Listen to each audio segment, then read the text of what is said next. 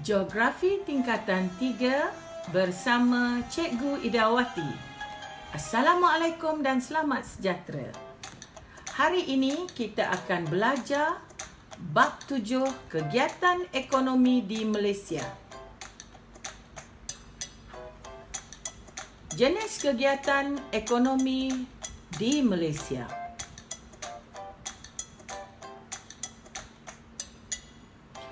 Pertama, sektor primer. Sektor primer merupakan kegiatan yang mengeluarkan bahan mentah terus daripada sumber semula jadi. Terdiri daripada pertanian, pembalakan, perikanan, perlombongan dan penternakan. Kedua, sektor sekunder. Sektor sekunder merupakan aktiviti ekonomi yang berasaskan bahan mentah, memberi keutamaan dalam menukarkan bahan mentah kepada barangan siap kepada pengguna. Sektor sekunder terdiri daripada pembuatan atau perindustrian dan pembinaan. Ketiga, sektor tertier. Sektor tertier merupakan kegiatan ekonomi yang menawarkan pelbagai perkhidmatan. Disebut juga sebagai sektor perkhidmatan. Sumbangannya memainkan peranan penting kepada pembangunan negara. Sektor tertier terdiri daripada pelancongan, perdagangan, pengangkutan, keuangan dan pendidikan.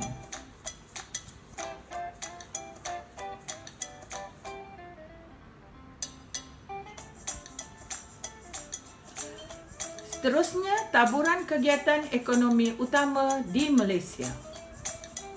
Contoh sektor premier iaitu pertanian.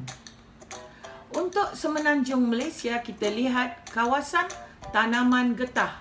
Contohnya di Ipoh, Jasin dan Melimau, Melaka, Kluang, Labis, Gamat dan Simpang Renggam. Manakala untuk Sabah dan Sarawak pula terdapat di Lahad Datu. Dan ini juga ialah kawasan tanaman kelapa sawit di Sabah dan Sarawak. Contoh seterusnya ialah perindustrian. Berikut adalah senarai kawasan perindustrian utama di semenanjung Malaysia dan untuk Sabah dan Sarawak. Terdapat berbagai industri di kedua-dua kawasan penting ini.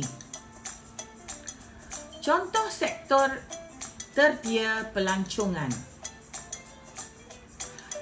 Antaranya ialah Pulau Langkawi di semenanjung Malaysia. Begitu juga terdapat Pulau Tioman dan Pulau Perhentian. Manakala untuk Sabah dan Sarawak terdapat Taman Negara Niah, Gunung Kinabalu dan Pulau Sipadan. Seterusnya, uji kefahaman. Soalan 1. Nyatakan 3 jenis sektor ekonomi di Malaysia. Kedua, senaraikan 3 kegiatan ekonomi sektor tertier.